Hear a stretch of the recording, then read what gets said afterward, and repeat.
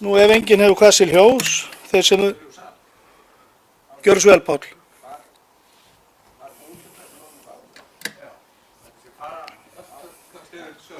Gjörðu svo vel, Ármann.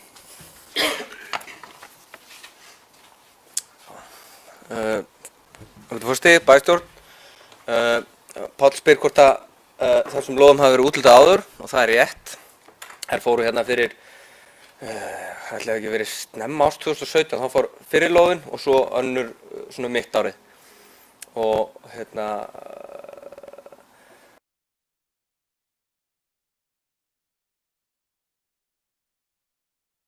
en það sem að, sá sem var með lóðirnar þá, gat ekki staðið í framkvæmdunum, þá ákvað hann að skila bara inn lóðunum og hérna, við í rauninni setjum það bara aftur á vefinn hjá okkur og þetta eru báðar lóðurnar eru 1600 fermetrar með nýtingarhlutfall 0,85 sem þýðir fermetrafjöldin gæti verið svona 1300 fermetrar. Þau byggingarleyfi sem að liggja fyrir, þær samþykktu byggingaráformar sem að liggja fyrir eru fyrir 14 íbúðablokk. Þetta eru 3 lóðir í röð, við erum núna bara að taka fyrir 2, það er búið að úthluta 66 og þar liggur fyrir samþykki fyrir 14 íbúðum.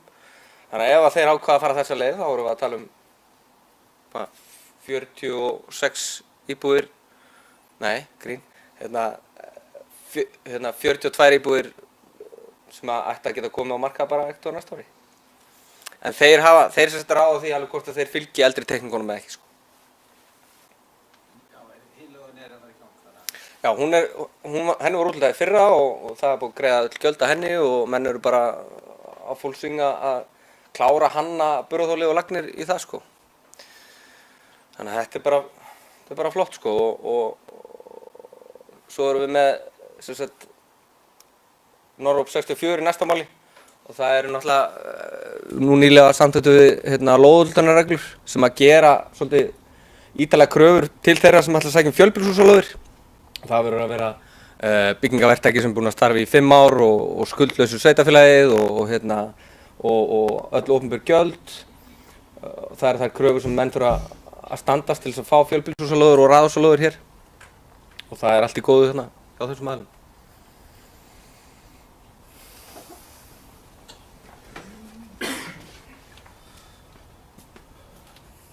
Takk fyrir það, Ármann. Nú orðið er laust. Ef það er ekki fleiri sem hafa hvað sér ljós að þá þeir sem að samþykkja tillögu skipulagsnefndar að erindi verið samþykkt gjörðu svo rétt upp hönd. Það er samhljóða. Nú þá er það mál númer 2. Það er að samskonar dogað, það er að segja umsókn lóð á Norðurhópi 64 og erindi er frá Viðar J. EHF. Í erindinu óskaði eftir lóð við Norðurhóp 64. Það er sama þar, skipulagsnefnd leggur til við bæjarstjórn að erindi verið samþykkt. Orðið er laust. Nú ef enginn hefur hvað sér ljós, þeir sem eru sammála áformunum, gjörðu svo rétt upp hönd. Samhljóða. Þá er það þriðja mál. Það er umsókn niðurrif. Tekið fyrir erindi frá Hósnesi EHF. Í erindinu óskaði eftir byggingarleyfi fyrir niðurrif á mannvirki við Verbraut 1, landnúmer 129131. Skipulagsnefnd leggur til við bæjarstjórn að byggingaráformin verði samþykkt. Nefndin bendir á lóðinni eru skráðar fornminjar. Orðið er laust. Páll, gjörðu svo vel.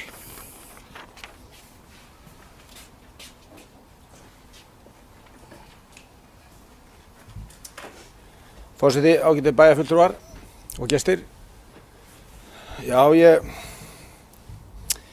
ég svona er ekki alveg kannski sáttur við að nefndin hafi ekki orðið við beiðni fulltrúa Framsóknarflokksins í nefndinni að hinkra aðeins eða sem sagt að bíða eftir umsögn frá Minjastofnun. Mér finnst bókurinn kannski svolítið, kannski hefði mátt vera svolítið ítarlegri og kannski Ármann geti bent okkur á það eða upplýst allavega mig það, sko, það sem segir í Það sem segir í niðurlagi frá nefndinni að hún bendir á að lóðin eru skráðar fornminjar, þannig að það er ekki það, ég treysti ekki verktakanum til þess að umgákast þetta af nærgætni, en ég hefði nú kosið sko að það hefði nú verið í lagi að fá umsókn frá Minjastofnun þetta niðurrif, því að þetta eru nú menningarminjar þarna og svona, þannig að þetta er svona alveg á mörkum á gamla bænum og svo hafna á iðnaðarsvæðinu, þannig að ég hefði nú kosið það, ekki það ég sé á móti því að það sé að þetta sé rifið og byggt þarna, því ég óttast það nú að ef þetta verður nú ekki samþykkt að þá hver á að endurbyggja þetta, þó við viljum nú kannski halda í þessi gömlu vinnubrögð, þessa gömlu beitingaskúra, þó að ríkið sé í rauninni verðlauna þá sem er að stunda þessi vinnubrögð ennþá með ákveðinni ívilnun, en þá eru þetta svona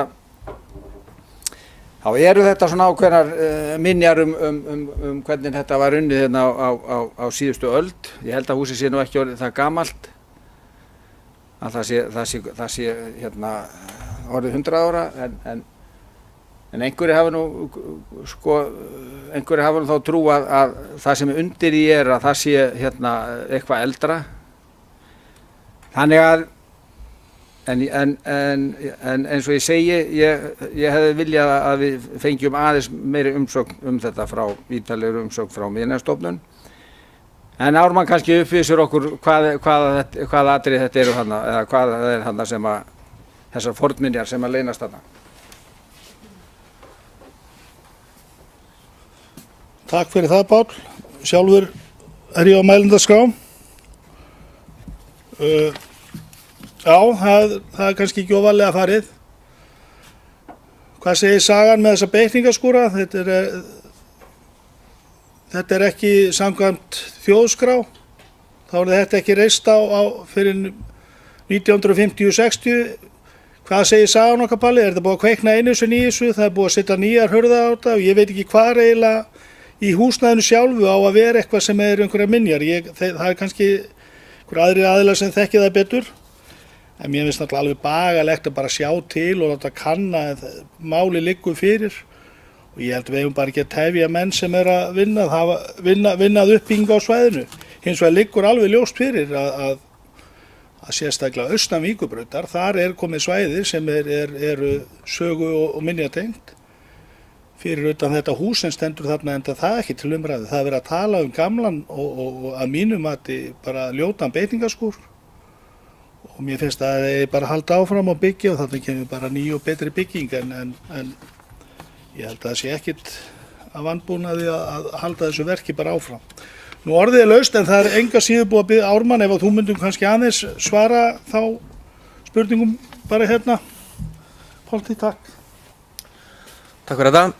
Já, ég vísa þá bara kannski svörunum beint til Páls, svo sem að kom kannski ekki spurning frá þér.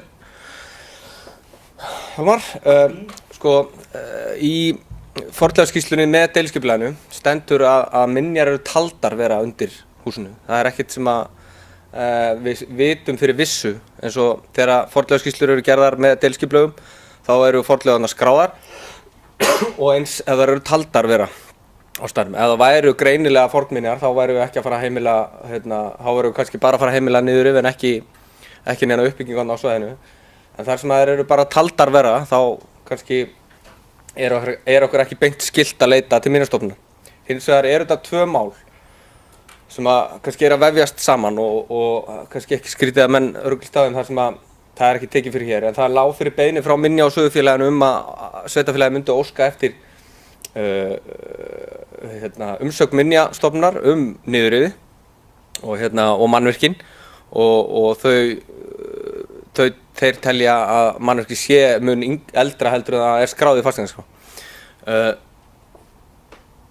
En í millitíðinni þá höfðu það áður samþykkt niðurrif á matshluta 1 á lóðinni, þar sem að matshluti 2 var í eigu annars aðila. En síðan þá hefur sem sagt Hópsnes keypt upp matshluta 2 og þar alveg að endurnýja umsókn byggingarleyfi. Sem sagt, það þarf að sækja byggingarleyfi til þess að rífa mannvirki líka, ekki bara byggja þau. Og eins með deiliskipulaginu var gerður uppdráttur og tekið saman þau mannvirki sem að skal alltaf leita til umsagnar Minjastofnunar til og þau hús sem eru friðuð, og þetta mannvirki féll ekki inn á þann lista deiliskipulagsins og í rauninni var skipulagsnefnd, ég ætla ekki að segja klofin, en hún allavega þurfti að kjósa málið, hvort það ætti að leita umsagnar og valdi að gera það ekki því að henni var ekki skylt að gera það og ég get nú kannski ekkert farið nánar út í það af hverju það var ekki óskað eftir því, en minjarnar eru, til að svara þessu stutt, þá eru minjar taldar að vera undir mannvirkinu og þá náttúrulega taki gildi eða þá náttúrulega á verktakinn samkvæmt lögum menningarminjar að stoppa framkvæmdir ef hann verður var við minjarnar og það er rauninni lítið annað sem við getum gert en að treysta á það. Svaraði þetta spurningunni, Páll? Kemur aftur.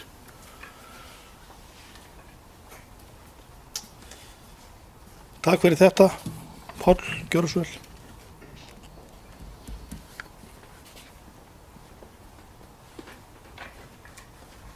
Forseti, ágætu bæjarfulltrúar.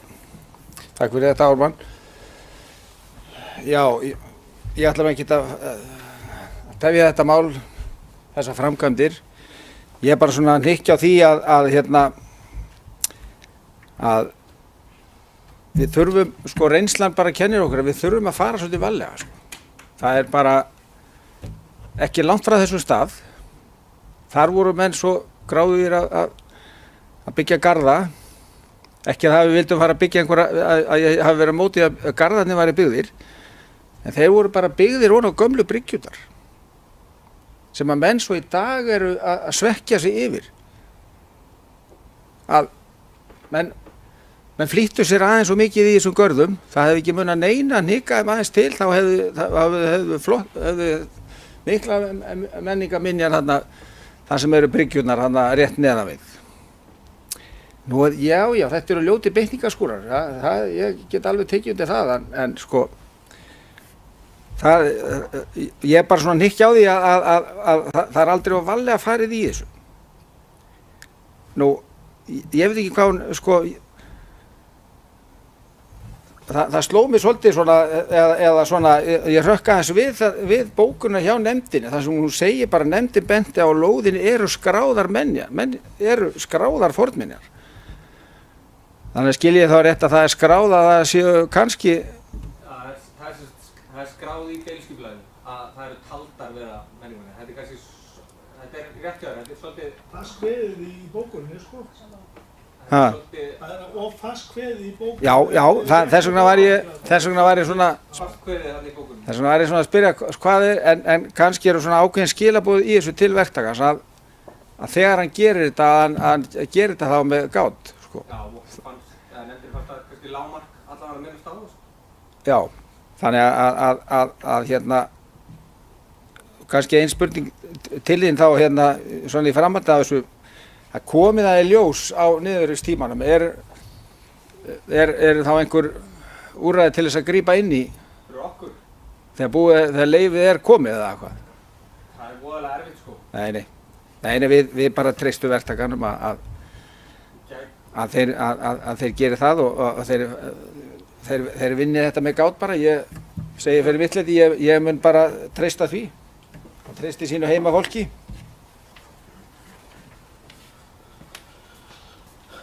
Takk fyrir þetta, Páll. Heyrðu, orðið er laust. Já, eins kom þetta fram áðan að þá var búið að samþykkja matshluta 1. Það var búið að samþykkja það gekk í gegn að rífa. Svo átti að taka, ég veit nú ekki hvernig það hefði litið út, hefði seinni hluti verið látið standa eftir. En ég tek undir með þið, Páll, að það má skilja það sem svo að það sé. En á lóðinni hvað er það, undir, kring eða... En hér er bara það er bara fullir það sé og þetta er klaufalega orðað og getur verið villandi. En orðið er laust. Nú ef það ekki fleiri sem hafa hvað sér ljós að þá berum við til atkvæðagreiðslu. Skipulagsnefnd leggur til við bæjarstjórn að byggingaráformin verði samþykkt. Þeir sem eru sammála þessu gjöra svo rétt upp hönd. Það samhljóða. Þá það 4. mál. Það Gunnuhver deiluskipulag. Tekinni fyrir leiðrétt tillaga deiluskipulagi fyrir Gunnuhver eftir auglýsingu þar sem að fyrirhugað er að bæta og gera aðgengi að svæðinu betra. Tillagan var auglýst frá 5. júlí 2017 til 17. ágúst 2017 með athugasemdafresti á sama tíma. Í leiðréttri tillögu að deiluskipulagssvæðið minnkað og nær nú yfir 22 hektara í stað 35. En hérna hjá okkur Ármann, þú munt kannski koma hérna og svara einhverju spurningu sem menn hafa það, en skipulagsnefnd leggur til við bæjarstjórn að deiluskipulagið verði afgreitt. Samkvæmt 1. málsgrein 40. skipulagslaga 123/2010 og feli skipulagsfulltrúa að senda tillögu til skipulagsstofnunar. En Ármann, gjörðu svo vel, þú kannski aðeins upplýsir okkur. Takk fyrir þetta. Já, við erum þetta nú ekki fyrst skipt sem við tökum þetta fyrir hér en vonandi það sé þetta. Við erum búin að samþykkja þetta og búin að auglýsa skipulagið samkvæmt 42. málsgrein með 6 vikna fyrirvara og leita umsagna hjá ýmsum stofnunum. En svo þegar kemur að ég fyrir að skila skipulagið inn til skipulagsstofnunar þá gera þeirra athugasemd við það að það skarast þetta skarast við annað skipulag. Deiluskipulagsmörk mega aldrei skarast, þau eru alltaf að liggja saman. Og allt í lagi með það, svo fyrir við bara að vinna í þessu meira, þá kemur aðeins meira upp úr krafsinu að við höfum gert ráð fyrir því að nota eitt borteig sem svona varabílastæði eða yfirfallsbílastæði. Það stóð nú aldrei til að fara í einhverja mikla framkvæmdir þar, heldur ætluðum við að nota þetta sem svona yfirfallsbílastæði. Og svo hefur það ratað inn í deiluskipulagið sjálft og við vorum einhvern veginn svo fókusuð bara á Gunnuhverfum sjálfum og bílastæðunum hann í kring að þetta hefur bara fallið með og HS voru ekkert alveg tilbúin að láta bortegina hendi þó þeir hafi verið tilbúin að leyfa okkur að nýta hann svona sem yfirfall. En ég get nú kannski ekki staðið í pontu og talað um Gunnuhver á þess að minnast á það að ég gaf mér það besta leið að sækja styrk fyrir framkvæmdum á svæðinu og fekk það í gegn 15 milljónir, eins fyrir 4 milljónum fyrir eldvörp og ofan á annan 22 milljónum styrk sem við erum að fara að nýta í svæðið líka. Þannig að við erum nú búin að tryggja fé í þessar framkvæmdir en eina sem við þurfum að gera náttúrulega að koma skipulegan á stað til þess að geta að fara að hefja þær. Til samræmis þá höfum við gert breytingar á deiliskipulagi Reykjanesvirkjunar sem næsta mál og þá erum við búin að setja línuna saman og við minnkuðum þá bara reitin yfir, það var svona farsælsta lausnin að vera þá bara ekkert að minnast á að setja bílastæðið inn í Gunnuhversskipulagið, bílastæðið sem vestast yfirfallsbílastæðið hérna. Taka það bara alveg út úr og þá það ekkert lengur inn í myndinni en sjálfsögðu það hægt að keyra inn á borðplanið og ef það ekki í notkun þá sjá menn fyrir sér að hafa það opið en annars getur verið að hafa sorka vilji nýta borteginn setan. Annað hefur ekki breyst á svæðinu. Það eru sömu göngustígarnir og sömu svona aðalbílastæðin eru beggja vegna og við erum búin að láta hanna svæðið alveg niður á bara hver einustu skrúfu og meira svo búin að sækja framkvæmdaleyfi fyrir því hér. Kannski bara bjóða upp á spurningar. Menn ég bóndið eða? Svo vel útskýrt ég þar á með Já, við erum nú búin að taka þetta svo oft fyrir að menn kunna þetta nú við glutana bara. Þetta eina breytingin, við erum að minnka reitin þarna og til samræmis þá minnkum við reitin á deiliskipulagi Reykjanesvirkjunar og ég hef fengið undirskrift frá HS Orku á þann uppdrátt og þeir eru upplýstir stöðu mála.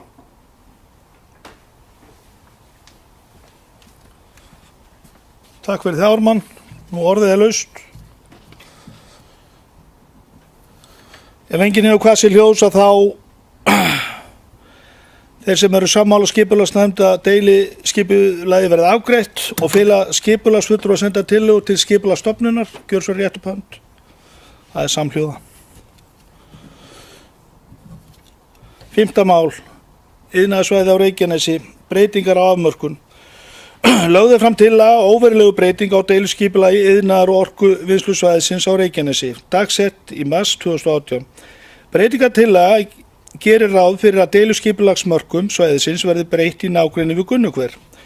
Breytingin til þess fallin að samræma deiliskipulagsmörk iðnaðar- og orkuvinnslusvæði og skipulagsmörk nýs deiliskipulags, sem lagt fram samhliða breytingartillögu þessari.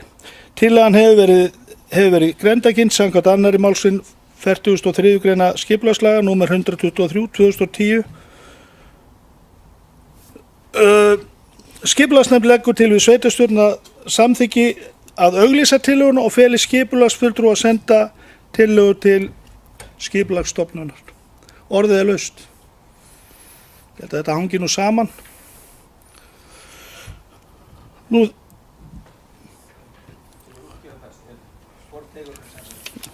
Ármann, gjörðu svo vel. Já, kannski henda upp uppdrættinum. Já, þá er borðtaugun komin út aftur. Og þetta er nú bara svolítið skondið mála. Maður er búinn að vera vinna í þessu máli í 2 ár og alltaf fókuseraður á Gunnugverið sjálf og bílaplunin við og einhvern veginn þá bara þegar við vorum að byrja verkefnið þá ræddu við þetta við HS hvort við mættum ekki nota borðtegin sem yfirfallsbílastæði. Þeir var ekki búin að nota hennan borðtegi í fleiri ár og svona voru ekkert viss með hvort þeir ætla að halda áfram með hann og það var alveg sjálfsagt en á þeim tíma þá hvarflaði kannski ekki að þeim að við myndum breyta deiliskipulaginu, breyta borðteginum í formlega í bílastæði. Þannig að þetta er svona, ég vil bara meina skondið mál og skipulagsstofnun hefur svona réttilega að stoppa þetta og þá er borðtegurinn komin aftur inn. Hann er þá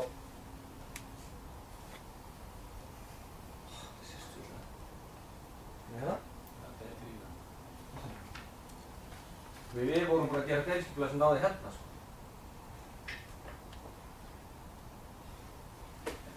Svona eru skipulagsmálin, þau eru alltaf skemmtilegu og maður veit aldrei fyrir að maður er komið í frá skipulagsstofnun og ég ætla bara að vona sko, svo er það líka eitt, ef það eru gerðar verulega breytingar á skipulagi eftir auglýsingu þá ber að auglýsa það upp á nýtt.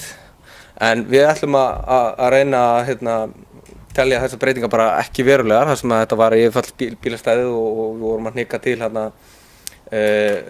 deiliskipulagsmörkunum að þá ætti þetta nú að vera í lagi. Þetta hefur ekki svona mikil áhrif á heildarmynd svæðisins. Og ég mun þá senda þetta inn til skipulagsstofnunar og við bara sjáum hvað skeður. En tegurinn er þá komin aftur inn á þetta skipulag sem að við vorum nota bene að samþykkja að breyta á þar síðasta bæjarstjórnarfundi. Þannig að skipulög eru lifandi plögg sem að við höfum skipulagsvaldið og þó að einhverjar aðrir séu með lóðurnar þá eru við skipulagsvaldið og eigum að geta aðreisa því eftir okkar höfði svo lengi sem það hafi ekki áhrif á hagsmunaaðila í þessu tilfelli Hásorku sem eru búin að undirrita þennan uppdrátt. Hann er undirritaður er þetta ekki frá honum Ásbirni?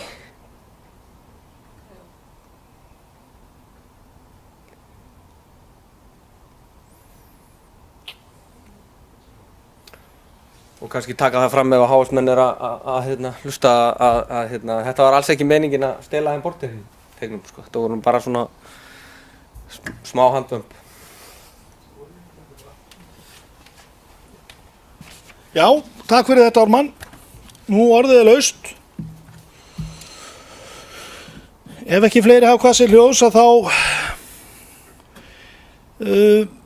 hverjir samþykkja tillögu skipulagsnefndar að auglýsa tillöguna og fela skipulagsfulltrúa að senda tillöguna til skipulagsstofnunar. Þeir sem eru þessu samþykkir gjöra svo rétt upp hönd. Það er samhljóða. Það er það 7. mál, dýpkuð við Miðgarð. Nú við umræðinu í þessu máli þá situr hafnarstjóri og er búinn til þess að svara fyrirspurnum. En erindið er þetta. Hafnarstjórn óskar eftir viðauka að fjárhagsáætlun 2018 til að klára alla dýpkunna við Miðgarð. Gert er ráð fyrir að framkvæmdir komi á samgönguáætlun 2019 til 2023. Gert er ráð fyrir að verkið kosti krónur 135 milljónir og hlutur Grindavíkurbæjar er 40%. Þó er gert ráð fyrir að Grindavíkurbær leggi alfarið út fyrir þessu og að endurgreiðslan komi ekki fyrr en í fyrsta lagi 2019. Orðið er laust.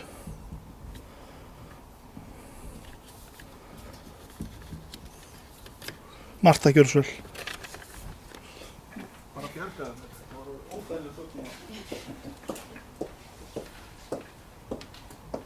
Forseti, ágætu bæjarfulltrúar.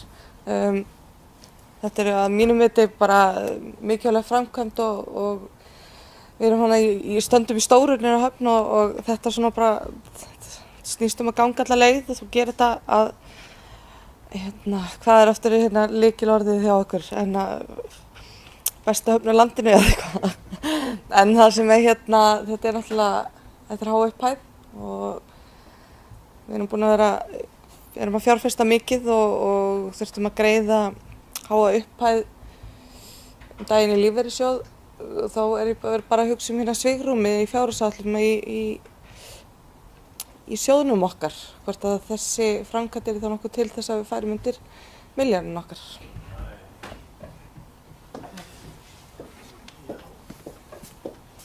Já, takk fyrir það, Marta. Orðið er laust. Páll, gjörðu svo vel.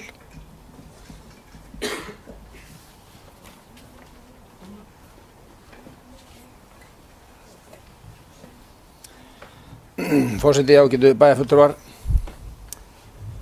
Ég hef trúið því alltaf alveg fram undir það síðasta að siglingamál myndi gefa sig með það að þetta væri inn í sama þessu verki sem við erum að vinna.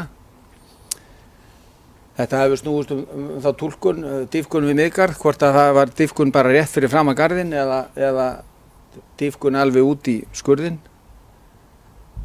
Ég leit alltaf þannig á að dýpkun við Miðgarð væri dýpkun framan við garðinn og út í rennuna sem þar fyrir utan, þannig að það ekki skilin eftir einhver hryggur þar sem að væri náttúrulega algjör skipagildra. Og ef við erum að státa okkur af öruggur höfn og reyna að byggja hann upp sem eins örugga og hægt að þá náttúrulega bara er ekki inn í myndinni að mínu viti að skilja þarna eftir hrygg upp á 3-4 metra og vera með 7 og 8 metra sem hvort megin þar sem að skip þurfa að fara yfir eða fara hjá ef ekki verið að gert. Þannig að ég treysti því nú að við getum verið sammála um það, þó ég sé nú alls ekki viss. Við framsóknarmenn erum nú búin að vera að draga þó aðalega Sjálfstæðisflokkinn sem hefur nú verið erfiðastur í taumi í þessum hafnarframkvæmdum frá því að við fórum út í að breikka rennuna. Þar sem að það var ákveðið þarna upp úr 2010, þá hafa nú verið ansi þungir í taumi. Ég verður bara að segja það. En ég treysti því nú að þeir fylgja okkur nú í þessu máli og eins og þeir hafa gert hingað til, þó þeir hafi verið svolítið þungir. Þó þeir hafi tekið svolítið að draga á með okkur. Fyrsta að breikka rennuna, svo snúnisvægi inn í höfninni og landfylling til að búa til lóð og svo þessi endurnýjun á stálþýlunum. Þannig að ég bara treysti því og að þeir fylgja okkur í þessu máli eins og öðrum. Auðvitað er þetta einhver áhætta að við fáum ekki endurgreitt úr ríkinu, það þeirra hlut en við höfum það allavega orð þeirra fyrir því og það er ekki fordæmi fyrir því þeir hafa ekki staðið við sinn hlut í þessu. Þannig að ég fagna þessu bara og það yrði algjör synd ef að þessi tæki færu út úr þessi verkfæri færu út úr höfninni án þess að hreinsa þennan hrygg þannig í burtu. Ég treysti því að við verðum sammála um það hérna.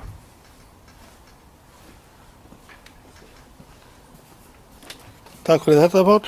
Guðmundur, gjörðu svo vel.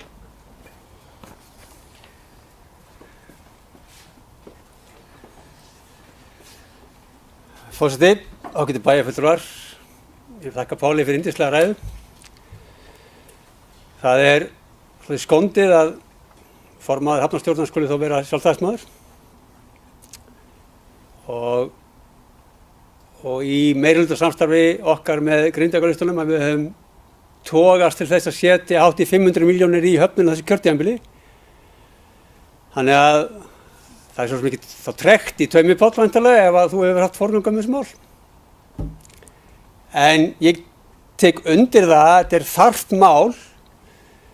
Ég er hissa á því þetta skuli ekki hafa verið inn í upphaflegu framkvæmdinni.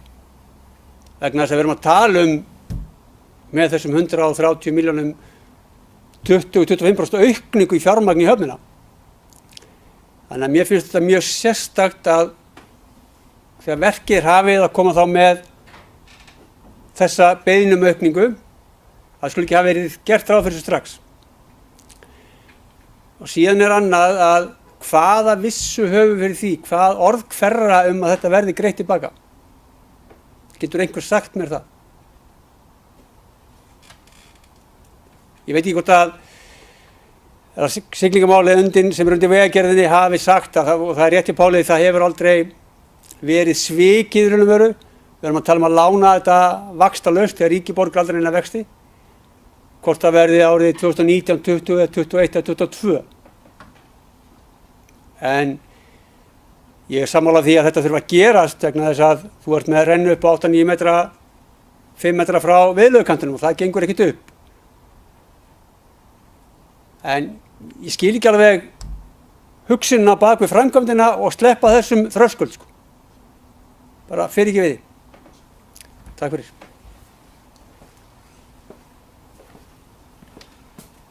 Já, takk fyrir það Guðmundur. Orðið er laust. Páll, gjörðu svo vel.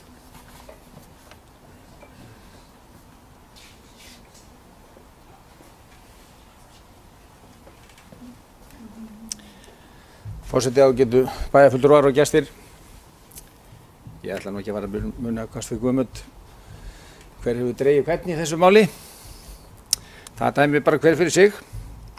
En ég kannski útskýrði ekki nógu vel á hann en þetta snerist sko, ég segi eins og Guðmundur að ég bara trúði því að þetta væri inn í verkinu að dýpkun við Miðgarð væri dýpkun út í skurð. En svo kom þessi túlkun hjá vegagerðinni, eða siglingamál, sem að verið er að leysa núna. Þannig að ég held að sé nú ekki rétt svo sem að fara að nafngreina einhverja menn hér. Þetta er bara fulltrúar stofnunar og það er bara, ég held að það sé alveg áhættunar virði að treysta þeirri stofnun. Þannig að við getum verið sammála um það að við litum alltaf á þetta væri inn í verkinu, en svo bara þegar á hólminn er komið þá var það ekki og þá í útboðinu átti að skilja þetta eftir og það var ekki, við fórum margar ferðir þarna inn eftir, hafnarstjóri og formaður hafnarnefndar, sjálfstæðismaðurinn.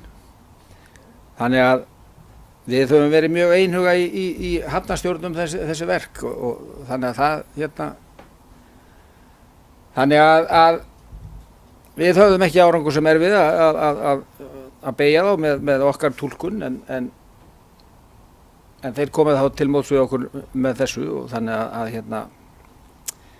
að ég held að þessi bara áhættunar virði að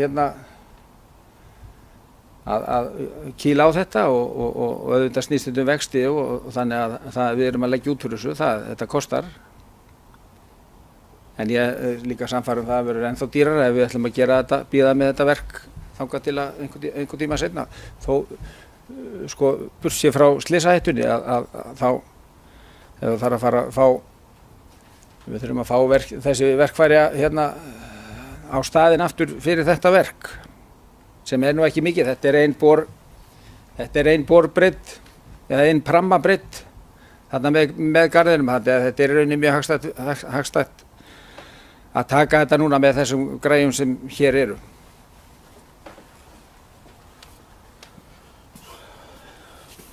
Takk fyrir það Páll, orðið er laust. Kristín María, gjörðu svo vel.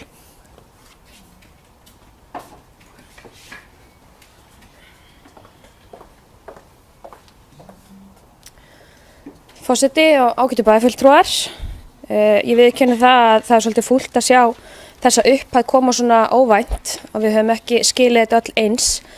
Að þessi hryggur ég sammála að það gengur ekki að skilja þetta eftir.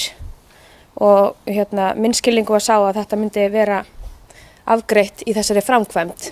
Mér langar samt að leiðrétta það sem kom fram hjá fulltrúa Framsóknarflokksins, honum Páli, að mér hefur ekki fundist vera neitt þungur í taumi í þessum máli. Mér hefur fundist þvert á móti öll bæjarstjórnin hafi verið einhuga í því að hafnamálin eru mjög mikilvæg framkvæmd og það er ekki hægt að segja annað en að við höfum látið töluvert af fjármagni í höfnina og það hefur aldrei verið einhver rifrildi það, enda erum við sammála það að þetta er lífæðin okkar. Sjávarútvegurinn hefur í gegnum árin sinnt gríðarlega mikilvægu hlutverki innan bæjarins. Og ég segi fyrir mitt leyti að þetta kemur ekkert annað til greina en að reyna að græja þetta og afgreiða þessa framkvæmd og svo vonandi mun ríkið standa við sinn hlut og við græjum þá 40% af þessum 135 milljónum, ekki rétt. Þannig að ég er sammála því að ég mun fyrir mitt leyti samþykkja þessa viðbót en ítreka það að það er leiðilegt að fá svona bakreikning af því að það var ekki sami skilningurinn hjá öllum þegar í verkefni var farið. Takk fyrir.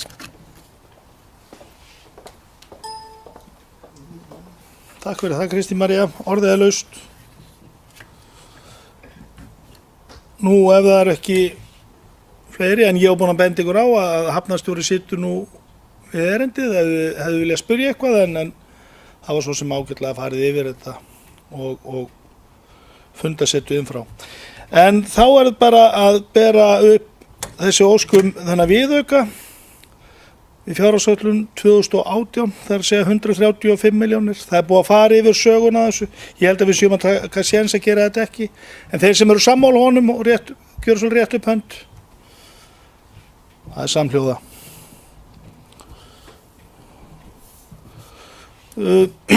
Þá er það 7. mál. Og það er nú beiðni viðauka. Það var nú beiðni sem kom inn á bæjaráð og leggjum við til að bæjarstjórn samþykki viðauka við fjárhagsáætlun 2018 á deild 02561 að fjárhæð 110.000 krónur sem fjármagnaðar verði með lækkun og handbæru fé. Þetta snýr að Túngötu 15-17. Orðið er laust. Nú, þeir sem eru samþykkið þessu, samþykkið þennan viðauka og gjöra svo vel rétt upp hönd. Það er samhljóða. Þá er það 8. mál. Það er lögreglu samþykkt fyrir Grindavíkurbæ. Lögreglu samþykkt fyrir sveitarfélagi umdæmi lögreglunar á Suðurnesju lögð fyrir bæjarstjórn til síðari umræðu en fyrri umræðu fór fram á 48. fundi bæjarstjórnar þann 27.2.2018. Nú orðið er laust. Pál Kjarsson.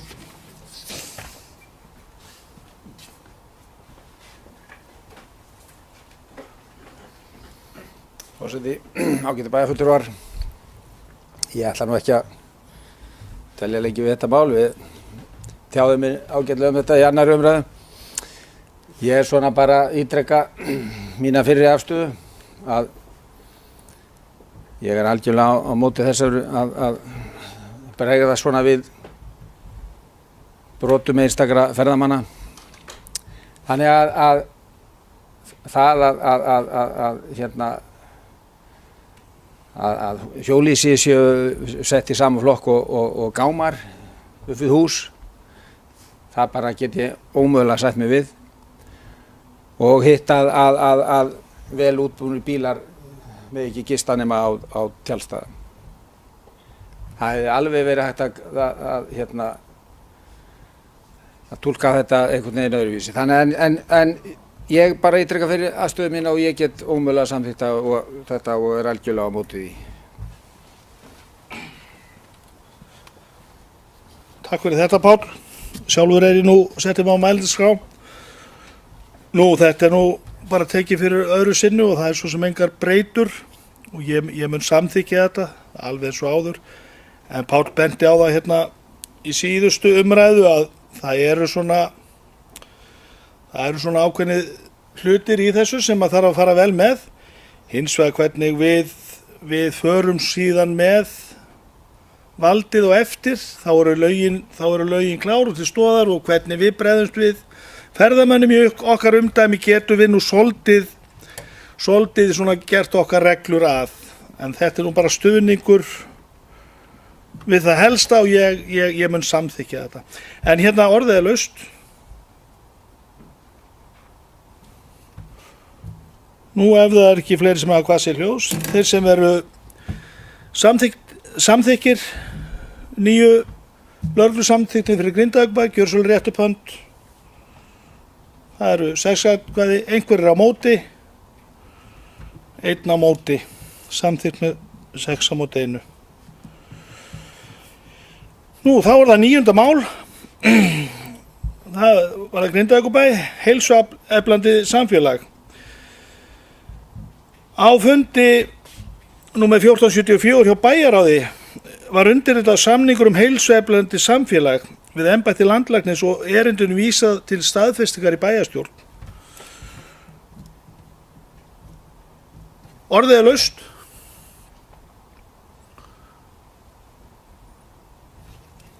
Kristín María, gjörðu svo vel.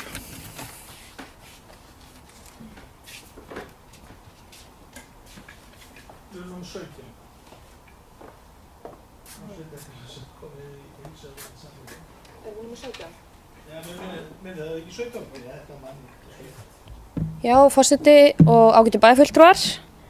Mér langar bara að fagna því að við séum orðið eitt af þeim sveitarfélögum sem leggur upp í þessa vegferð að vera heilsueflandi sveitarfélag og við ræddum þetta heilmikið núna í fjárhagsáætlunargerðinni.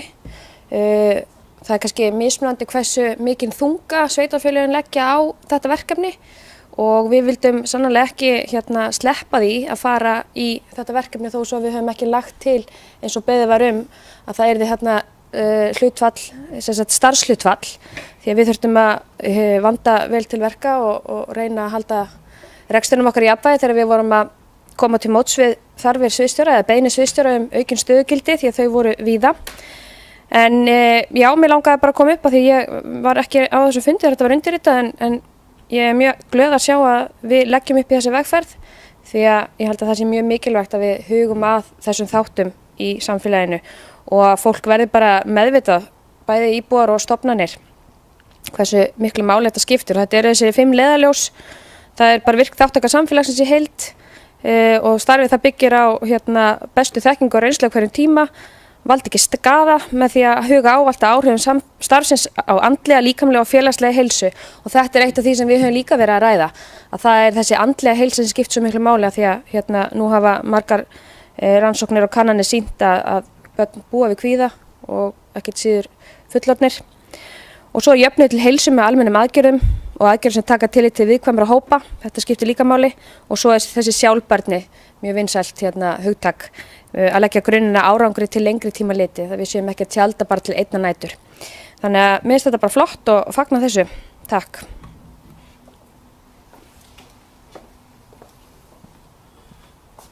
Takk fyrir það, Kristín María. Orðið er laust. Gjörðu svo vel, Hjörtur. Er einhver beinn kostnað sem hlýst að þessu verkefni? Nei. Þessi sem á þessu samning á eftir að koma?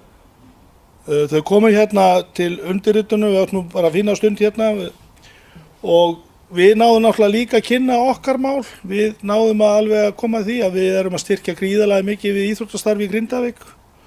Höfum verið með 2 lið í efstu deild í fótbolta og körfu og bara mikið íþróttastarf, júdó, taekwondo, sund, þannig að við komum að því og þau voru alveg með það þetta er mikið mál fyrir okkur, þannig að við þráttur að hafa ekki verið að setja fjármagn í verkefnum svo núna þá erum við alltaf tilbúin þegar að snýra þessu. Þannig að það séu bæjarfulltrúar séu bara upplýstir um það. Þetta var bara fínt samtal. Páll Jóhann, gjörðu svo vel.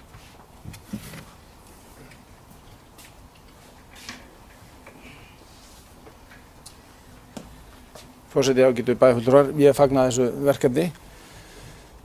Nú, mér langar að geta þess að ég satt fyrsta fund hjá öldrunarráði Grindavíkur og þar kom þetta til tals og og menn fögnuðu því þar.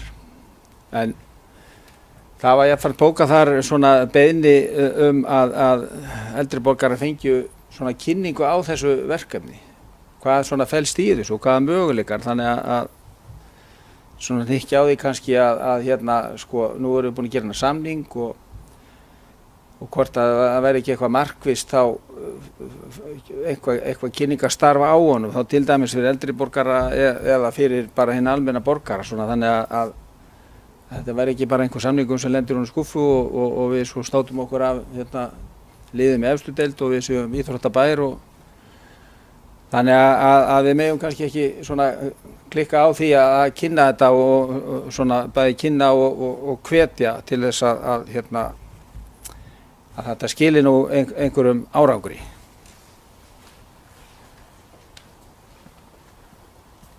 Já, takk fyrir það, Páll. Já, ég held við tökum heilsögðar undir það og ég hugsa að það verði nú undir handleiðstöð og Bjargar að svona að leiða það mál áfram, en það er bara sjálfsagt mál, þetta snýr að öllum íbúum Grindavíkur og óskandi að þetta nái markmiðum sínum. Nú orðið er laust. Nú þá ætla ég bara að bera samningi sem er búið undir bæjarstjórn, þeir sem eru samþykkið þessu samningi, gjöra svolítið rétt upp hönd. Það er samhljóða. Þá er það 10. mál og það var það sveitarstjórnarkosningar 2018. Á fundi 1475 bæjarráðs var samþykkt að Þorgerður Herdís Elíasdóttir verði aðalmaður í kjörstjórn í stað Jónínu Ívarsdóttur. Bæjarstjórn þarf að staðfesta þessa breytingu. Orðið er laust. Nú, ef enginn hefur hvað sér ljós, þeir sem eru samþykkið því að Þorgerður Herdís Elíasdóttir verði aðalmaður í kjörstjórn Grindavíkurbæjar í stað Jónínu Ívarsdóttur, gjör svolítið rétt upp hönd. Það er samhljóða. Þá er nú síðasta málið hér afgreitt og eftir eru fundagerðir, þannig að við gerum hlé á þessari útsendingu og jafnframt á fundirum. Endum útsendingu, já, við gerum ekki hlé á nú, tökum hann upp eftir mánuð.